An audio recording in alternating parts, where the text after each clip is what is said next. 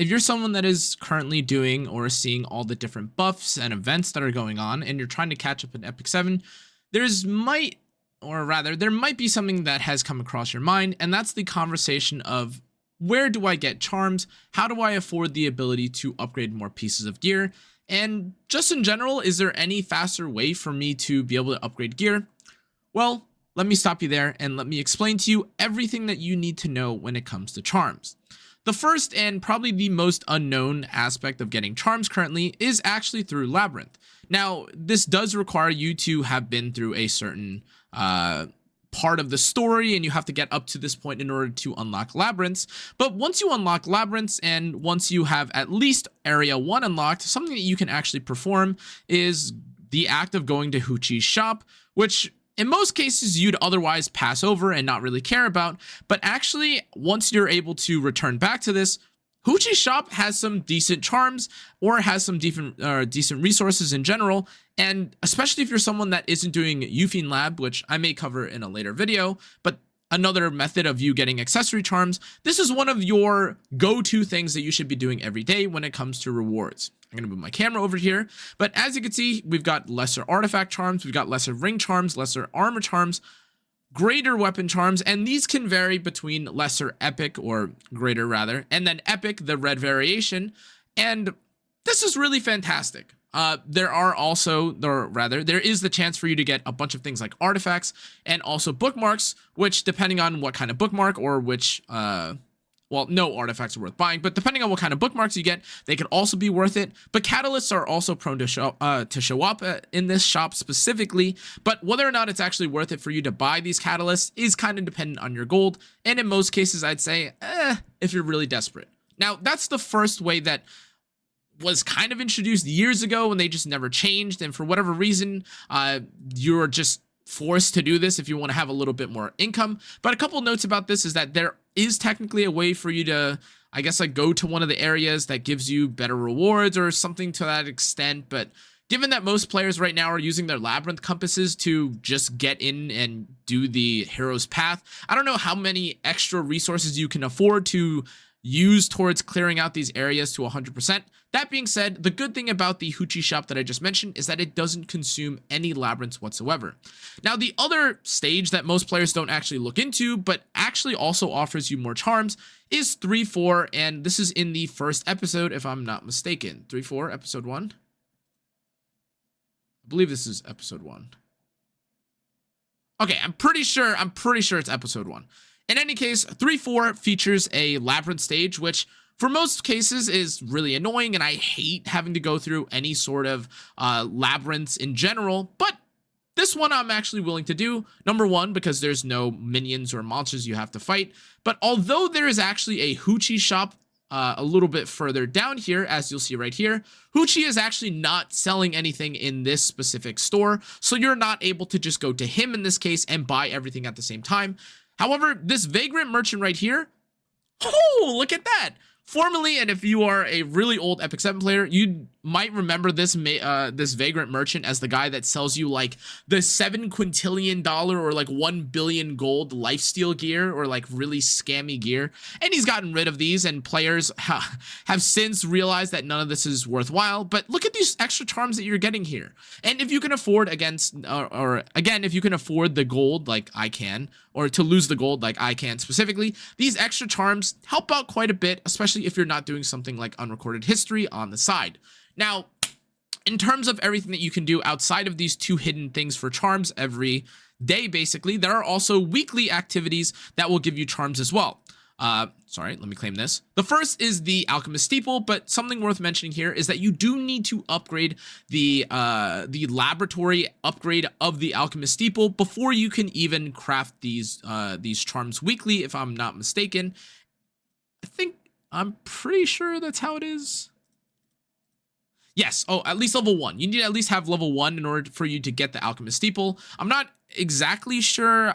I was pretty sure that you needed to upgrade to a certain point in order for you to get the current variation of the charms that we have right now, and I'm honestly not really sure if the quality point affects this. I'm assuming it may. Regardless, the point is that you have 8 charms per week that you can get here, which is, well, I don't think it's actually, is it 8 charms?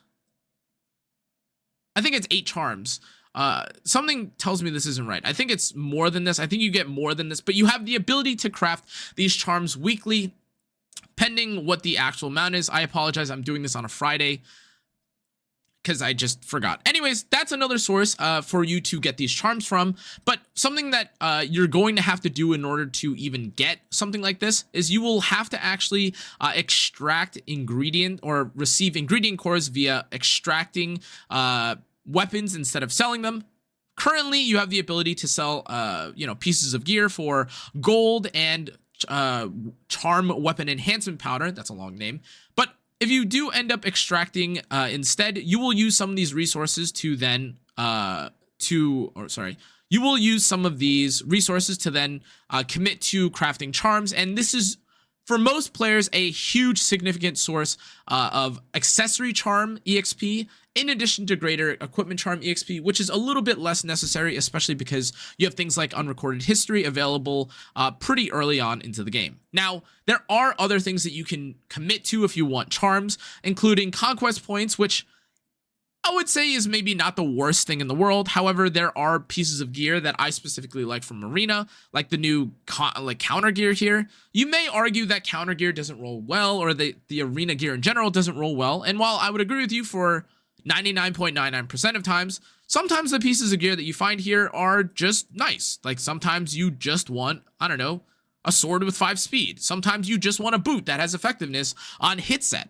Some of these things are actually quite difficult to find outside of specifically using a blue box on them. And so if you're already doing Arena and you're just an Arena junkie like I am, well, sometimes it's worth it for you to do this. That being said, these charms can be exchanged and you can buy any number of charms that you want. These are infinite and can be bought for literally anything between your boots, your helmet, your chest, and your sword. But that's where we have to talk about the next thing when it comes to charms, which is the Labyrinth shop.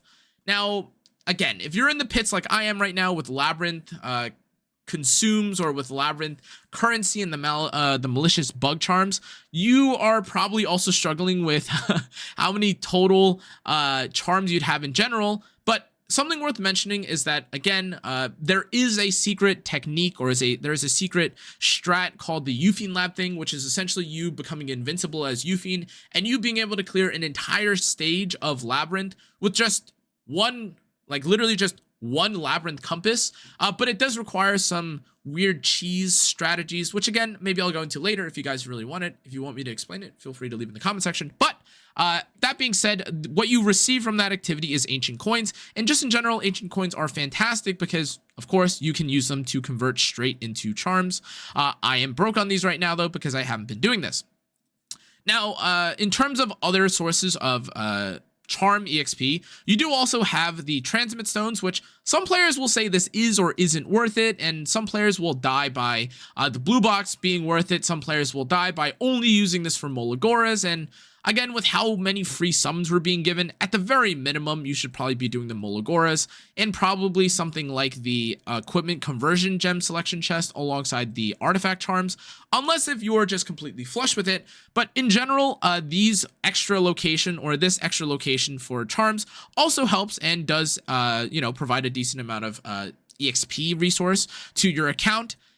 And the last stage, or the last section that I want to talk about in the shop, is of course the charm pack. But come on, guys, you know what I mean? Don't make me say it, right? If you're a whale, you don't need any advice about, summoning or anything like this. If you can buy anything from the shop to upgrade gear, etc., then by all means feel free to do so. But this is more of a free to play guide and things that you should kind of be checkmarking or taking a look at in order to get more EXP every day. Now, the final thing that I want to talk about as we kind of close out charms is that in terms of overall charms, you do have things or access to the guild shop for artifact charms, but that doesn't actually contribute to your equipment EXP, which is why I'm not including this here, or I'm not including it in the total guide, and it's kind of an outlier, but interesting to mention that you do get artifact charms from here as well.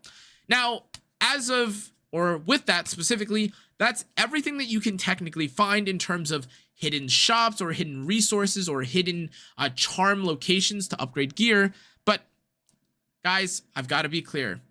in terms of your best economy when it comes to charms and charm exp in totality, the best way you're probably going to find this is either by doing things like the web event, which again will sometimes give you rewards. For this specifically, it won't tell me what the rewards are, but you can get charms, and oftentimes you can also get like greater variations of them, not just the lesser versions. And this alongside something like the unrecorded history, which gives you an insane amount of just trash level 40 gear, which you convert into specifically powder, is also really nice. But outside of these and maybe doing the side story, which also contributes to resources that you get from the shop, these are all the different actual, or I guess forgotten ways that some players, especially if you're new, may not actually know when it comes to getting charms and being able to upgrade your gear. But yeah, thank you again for supporting and watching the content, guys. I hope this helped a little bit. I know I've been covering some more dramatic or controversial topics. I apologize about that. This second channel, to be honest, is just about me trying to get back or trying to cover things that I find interesting that I otherwise probably wouldn't have done in favor of, I don't know, posting like, I mean, old Connor probably would have just posted like a E7 cleave video with Fenris or something, but I think this is a little bit more enjoyable and also allows me to have a bit more freedom and creativity in what I want to talk about. But yeah, thanks again. Hope this again helps. There's obviously some charms that you can get from shops and passes and achievements, etc., that may also contribute to it. If I miss anything, feel free to also include it in the comment section below. But yeah, thanks again for watching, guys. I'll see you all next time. Stay safe, stay healthy. Good night.